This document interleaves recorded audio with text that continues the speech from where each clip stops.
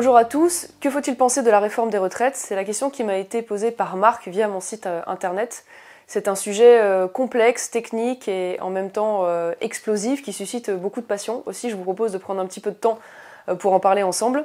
Et commençons d'abord par un état des lieux et ce qui fait consensus concernant cette réforme des retraites. Le premier consensus, c'est qu'aujourd'hui, il n'y a plus assez d'actifs pour le nombre de retraités et que cela va aller de mal en pis. Dans 1960, il y avait 4 actifs, donc 4 personnes qui travaillaient pour financer une retraite. À partir des années 2005, il y a moins de 2 actifs pour un retraité et cela va aller en s'aggravant. La deuxième chose qui fait consensus, c'est que l'espérance de vie augmente. En 1982, l'espérance de vie pour les femmes était de 79 ans, aujourd'hui elle est de 85 ans, et elle était de 71 ans pour les hommes, elle est aujourd'hui de 79 ans. Alors on entend beaucoup dire que oui, l'espérance de vie augmente, mais l'espérance de vie en bonne santé diminue.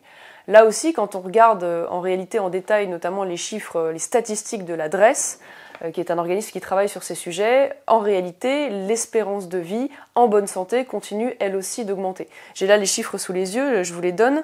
Pour les femmes, c'est jusqu'à 77 ans sans incapacité, jusqu'à 83 ans sans incapacité sévère, et 75 ans sans incapacité, et 81 ans sans incapacité sévère pour les hommes. La troisième donnée qui fait consensus, c'est que ce régime des retraites est en déficit. Et elle est en déficit à l'avenir dans tous les cas de figure. C'est ce que dit d'ailleurs le corps, alors déficit plus ou moins grave selon un certain nombre de données sur la croissance que l'on veut plus ou moins optimiste. Les chiffres donnés par le gouvernement, c'est qu'il y aura en 2023 à peu près 11 milliards de déficit, mais il y a d'autres études qui intègrent d'autres données, notamment le déficit des régimes publics par exemple des fonctionnaires, le déficit des régimes spéciaux, et qui intègrent aussi d'autres contributions, des taxes et des impôts indirects. Par exemple, je ne sais pas si vous savez qu'il y a des taxes sur les alcools ou sur les boissons non alcoolisées qui servent par exemple à financer le régime des agriculteurs. Et bien lui, il prend toutes les données et il arrive à un déficit d'à peu près 65 milliards par an.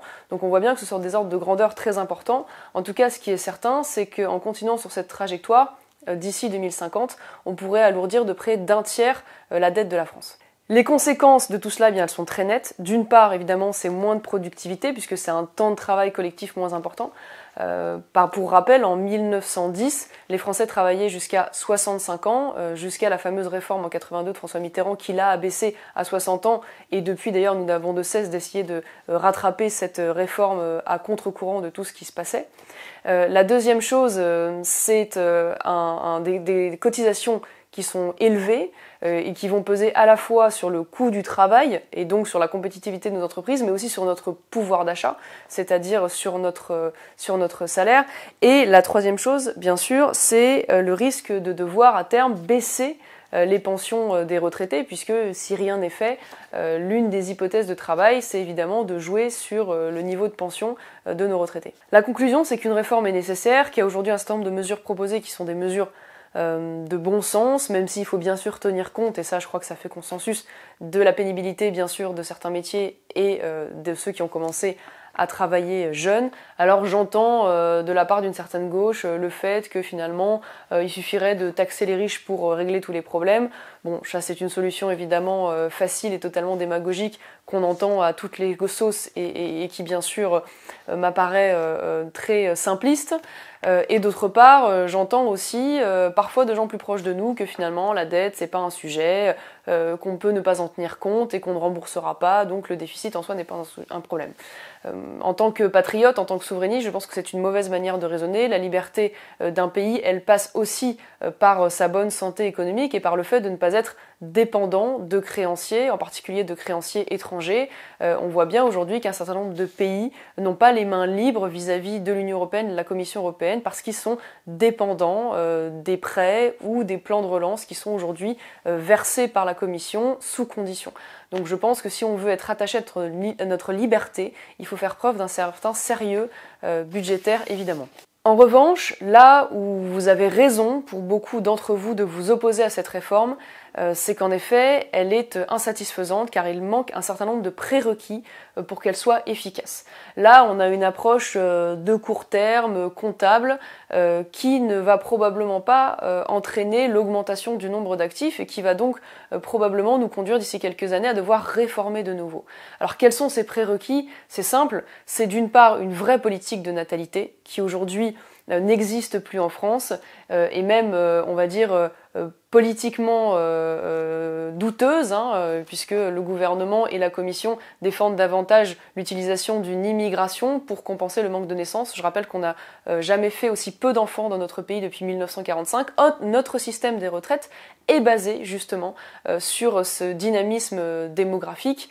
Il faudrait donc avoir de nouveau un certain nombre de mesures fiscales, sociales, d'accompagnement, de soutien des familles, parmi lesquelles, par exemple, le retour de l'universalité des allocations familiales qui avait été supprimée sous François Hollande, pour ne citer que cet exemple.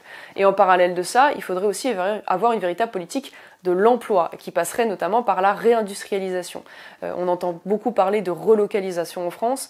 Or, on voit bien qu'on s'inscrit toujours dans un cadre de dumping social, qu'il y a toujours une concurrence déloyale qui est exercée sur certains de nos marchés, qu'il n'y a toujours pas de véritable patriotisme économique qui est mis en place ni au niveau français ni au niveau européen qui nous permet de favoriser nos produits français, par exemple, sur les marchés publics, que la transition écologique, dans laquelle est investi des dizaines de milliards, n'est pas d'abord orientée vers des entreprises et des produits français et va donc conduire à finalement financer l'importation de panneaux solaires chinois, une fois de plus pour ne citer que cet exemple. Donc voilà, il y a beaucoup, on va dire, de marges de manœuvre politique qui ne sont pas exploitées et qui devraient être pris en main pour pouvoir simplement proposer de l'emploi aux Français et s'assurer finalement qu'on ne prolonge pas la durée de cotisation alors qu'en parallèle, de plus en plus de Français perdent leur emploi et n'arrivent plus à en retrouver à partir d'un certain âge.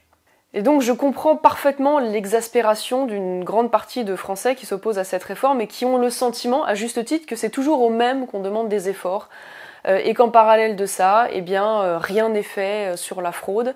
On peut rappeler les chiffres par exemple de la Cour des comptes, 8 milliards de fraude aux prestations sociales à l'étranger, que rien n'est fait sur les coûts de l'immigration.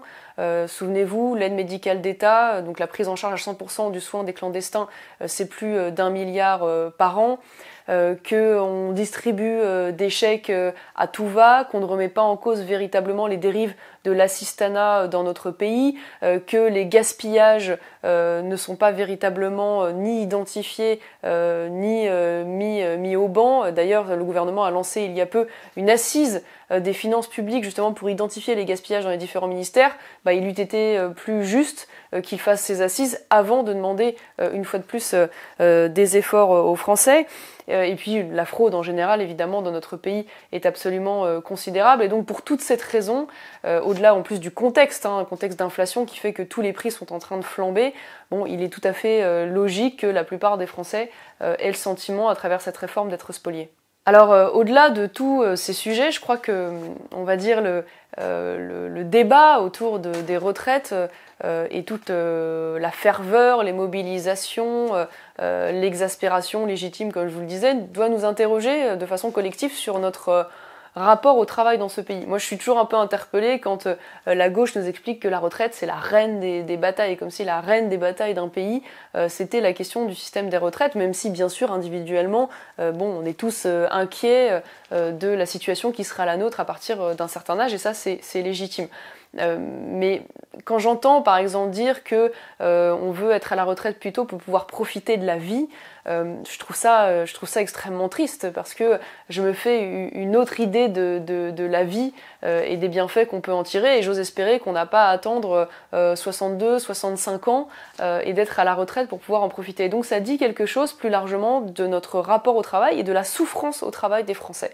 Je crois que beaucoup de Français on souffre au travail parce qu'ils ont le sentiment que leur travail paye mal et que donc les salaires nets sont médiocres, que les perspectives de progression salariale existent peu, voire pas du tout, que le management qu'ils subissent est toujours orienté vers la maîtrise des coûts, que le temps de trajet pour aller au travail est souvent de plus en plus long parce qu'on n'arrive plus à loger dans les grands centres urbains qui coûtent trop cher et que ces temps de trajet coûtent aussi de plus en plus cher. Et j'ajouterais même que pour certains métiers, notamment par exemple dans la fonction publique, mais pas seulement, il y a aussi la dégradation des conditions de travail, on le voit aussi à l'hôpital, du fait de manque de civisme ou voire même de la violence de certains usagers. Et donc je crois que le rôle du politique eût été peut-être de se pencher aussi sur plus largement cette question de la souffrance au travail des Français et de tenter d'y répondre avant, une fois de plus, de demander cet effort supplémentaire. Donc la conclusion, c'est que, une fois de plus, le gouvernement manque de vision et de cohérence, et que cette réforme, malheureusement, ne sera pas suffisante pour régler le problème de notre déficit des retraites, et que donc on passe à côté de l'occasion de remettre à plat notre politique économique et une vraie dimension nataliste dans notre pays. Merci pour votre écoute. Si jamais vous souhaitez me poser d'autres questions, je vous donne rendez-vous sur mon site marionmaréchal.fr. Vous pourrez ainsi remplir un formulaire et je tâcherai de répondre aux questions le plus vite possible. Je vous remercie pour votre attention et n'hésitez pas à partager cette vidéo bien sûr.